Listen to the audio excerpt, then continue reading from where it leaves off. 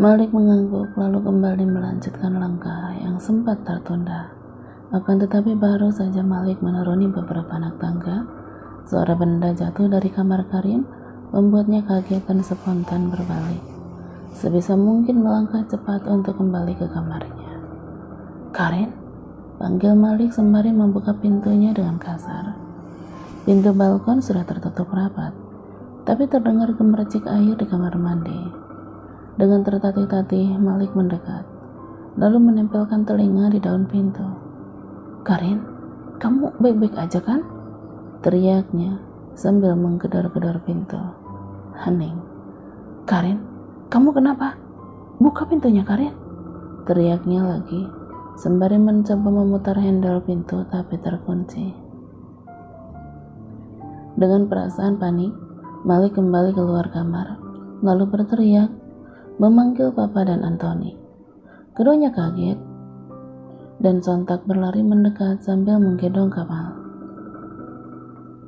"Ada apa, Malik? Kenapa kamu teriak-teriak begitu?" "Karin, Pak. Karin di kamar mandi," katanya sembari menunjuk ke dalam. "Ya terus, kalau di kamar mandi kenapa?" Papa malah terlihat bingung. "Aku dengar suara jatuh, Pak. Aku panggil-panggil tapi tidak ada jawaban. Ayo, Pak, aku takut Karin kenapa-kenapa. Dia kan lagi pusing." Malik bergegas masuk kembali ke kamar bersama keduanya. Bapak memintanya menjaga Kamal di ranjang, sementara dia dan Anthony mencoba membuka paksa pintu tersebut. Syukurlah, akhirnya pintu berhasil terbuka setelah dicongkel paksa.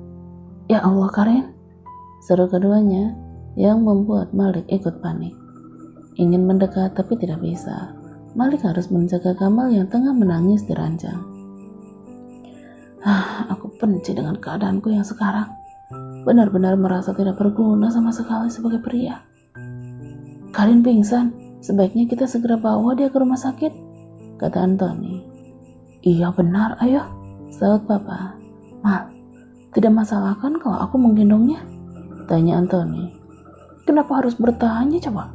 Cepat angkat dan bawa Karin ke rumah sakit terdekat," sautnya panik. Anthony kembali ke dalam kamar mandi, lalu keluar dengan membopong Karin yang sudah tidak sadarkan diri. Semua pakaiannya basah. Papa segera menggendong Kamal, lalu menyusul keluar dengan Malik yang berada di paling belakang. "Bagaimana dengan Mama?" tanyanya bingung. "Ya udah, kamu tunggu di sini aja dengan Kamal," saran Papa. "Tidak mau, Pak. Aku mau ikut. Papa aja yang menjaga Mama dan Kamal di sini," debatnya. "Ya udah terserah, sana cepat susul Anthony ke mobilnya." Malik mengangguk, lalu sebisa mungkin melangkah cepat menyusul Anthony yang udah duduk di balik kemudi. Mobil pun melaju cepat keluar halaman menuju rumah sakit terdekat. Malik duduk bersama Karin di jok tengah. Sambil mengusap air mata dari wajahnya, Malik terus berdoa semoga tidak terjadi sesuatu yang buruk padanya. Teringat dengan Mama yang sama-sama terjatuh di kamar mandi membuatnya sangat takut. Bagaimana jika Karin berakhir sama seperti Mama? Tidak. Aku tidak boleh berpikiran negatif seperti itu. Karin pasti baik-baik aja. Dia pasti selamat. Bertahanlah, Karin. Aku janji akan menuruti apapun permintaanmu, asal kamu baik-baik aja dan selamat. Kita ke posisi Dr. Fandi saat itu. Hatinya teriris perih. Terasa diremas-remas melihat wajah Karin yang syok melihat foto-foto di ponsel itu. Karin diam terpaku dengan bulir-bulir kristal mulai menggenang di pelupuk matanya. Tidak berselang lama ponsel dari tangannya yang bergetar jatuh begitu saja. Karin berlari meninggalkan mereka. Dengan cepat dia menyusul, tapi pintu kamarnya udah lebih dulu tertutup. Pandi masih sempat melihat wajahnya yang sudah bersimbah air mata.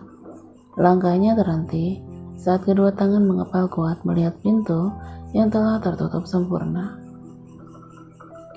Andaikan saja kamu tahu, Karin, bukan hanya kamu yang sakit, tapi aku juga merasakan hal yang sama. Hati ini ingin berontak dan menolak kenyataan, tapi apa daya, aku tidak bisa melakukannya. Dengan langkah lesu, Fandi kembali menghampiri Malik dan temannya. berkata jika Karin belum siap untuk dibawa pergi sekarang karena dia masih syok. Fandi meminta waktu, tapi Malik malah menuduh sengaja mengulur waktu dan bermaksud membawa Karin juga Kamal pergi jauh. Fandi juga manusia biasa, bukan malaikat. Jika saja ingin menuruti emosi, rasanya ingin sekali memberikan bogem mentah di wajah pria yang memandangnya dengan sinis. Akan tetapi, hanya seorang pengecut yang berani menyerang lawannya yang lemah. Lagi pula, dia begitu karena begitu mencintai istrinya dan tidak ingin kehilangan kembali. Bahkan, mungkin cintanya lebih besar daripada cinta Fandi pada Karin. Dia begitu sabar menanti Karin kembali, meyakini bahwa istrinya masih hidup. Dia, di saat orang lain sudah menganggapnya tiada. Fandi salut. Setelah kepergian Malik dan temannya, Malik duduk dengan perasaan gundah. Berkali-kali membuang napas kasar demi mengurangi sesak di dada. Pak, Fandi menoleh. Biwati berdiri tidak jauh sembari menggendong Kamal. Bapak baik-baik aja? Tanyanya, raut kekhawatiran terlihat jelas di wajahnya. Iya Bi, aku tidak apa-apa. Karin? Bu Naila, maksud saya Bu Karin tidak mau bicara Pak, dia hanya duduk diam saja dari tadi. Tidak apa-apa Bi, biar aku coba bicara lagi dengannya, kata Fandi sembari beranjak dari sofa lalu kembali mengayunkan kaki menuju kamar Karin. Fandi masih berdiri tertegun di depan pintu yang tertutup rapat. Ragu. Karin, panggilnya sembari mengetuk pintu. Tak ada sahutan. Boleh aku masuk? Tanyanya, tapi lagi-lagi dia tidak merespon. Fandi mencoba membuka handle pintu yang ternyata tidak terkunci. Dia melangkah ragu dan mendekati Karin yang tengah duduk membelakangi di tepi ranjang. Karin, panggilnya pelan. Karin menoleh sekilas dengan tatapan datarnya, lalu kembali memandang keluar jendela. Fandi mendekati dia dengan perlahan, lalu ikut duduk di sampingnya dengan sedikit menyisakan jarak. Maafkan aku, sesal Fandi. Jadi inilah alasan Mas selalu menolak menyentuhku? Fandi mengangguk. Iya. Lalu kenapa Mas harus bersandiwara sampai selama ini? Kenapa tidak jujur saja dengan asal-usulku? Tanyanya lirih tanpa menoleh sedikit pun padanya. Apa kamu pikir aku bisa membiarkanmu terlantar di luaran sana? Kamu tidak ingat apapun. Bagaimana bisa aku melakukan itu? Lalu kenapa tidak melaporkan aku saja ke pihak berwajib? Dengan begitu mungkin aku bisa menemukan keluarga aku lebih cepat. Fandi bungkam dengan wajah tertunduk. Bagaimana mungkin aku menjawab jujur bahwa sejak pertama kali bertemu, aku sudah jatuh hati kepadanya. Mas, panggilnya karena Fandi masih diam. Fandi kembali mengangkat wajah, menatap wanita berwajah ayu dengan matanya yang sudah sembab dan memerah. Kenapa Mas tidak melaporkan penemuanku? Aku tidak kepikiran ke situ, jawabnya berbohong. Karin kembali memandang lurus ke depan, tetesan demi tetesan air mata yang luruh di pipinya membuat hati Fandi semakin teriris perih. Mas sudah membuatku berharap sesuatu yang tidak boleh dilakukan. Aku mendamba sentuhan dari pria yang bukan suamiku. Dia menunduk, dengan kedua tangan menutupi wajah. Baunya berguncang seiring dengan isakan lirih yang terdengar. Maafkan aku, Karin. Maaf. Tangan Fandi terulur hampir mengusap kepalanya, tapi urung. Fandi mengepalkan tangan, lalu menariknya kembali.